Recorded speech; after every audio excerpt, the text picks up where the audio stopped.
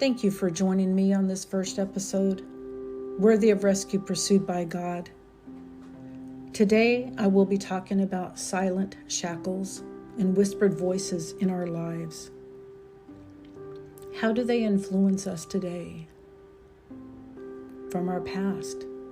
And thus, how do they shape the lives that we create? Our identity is a tapestry woven from numerous voices that surround us.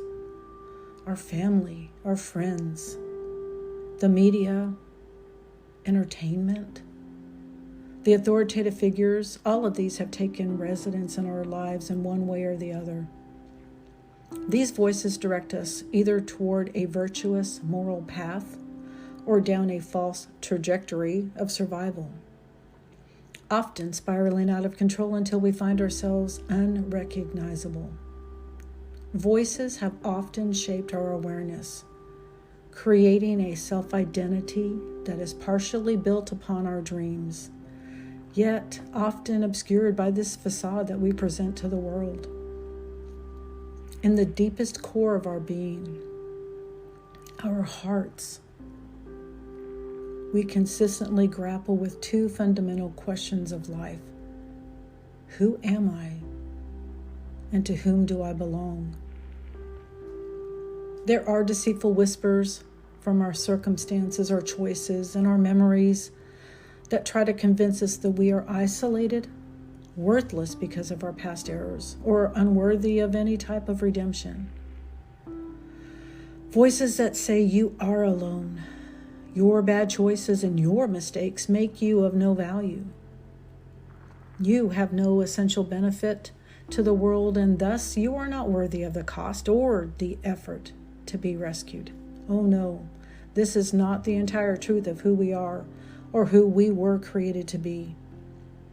Regardless of how damaged, wounded, frightened we may feel, or how broken we have become, God will shatter the lies propagated by these damaging and negative voices in and around us. God empathizes with us when we grieve over the choices that we've made in life. He has never been disappointed in us, and through His perfect love for us, He has made a way of redemption. When the questions echoed by the voices of humanity since the dawn of creation are answered, we then can truly know who we are.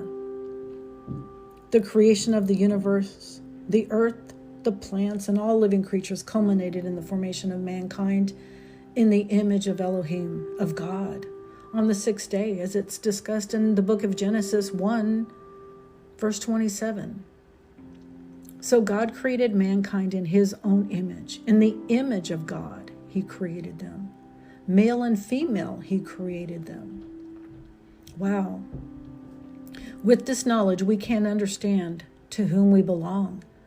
To God, made in His unique image, distinct from everything on earth, everything below, anything else in the universe or in heaven. Armed with this awareness, we can inquire into and comprehend God's plans and purposes for our lives now, here on the earth, and into eternity. Journey with me in future episodes as we delve further into what has shaped our self-identity. I will share stories of myself and others who have listened to these whispered voices in our past. We've walked through the wilderness and brokenness, but we have found the answer to the age-old question of who am I and to whom do I belong?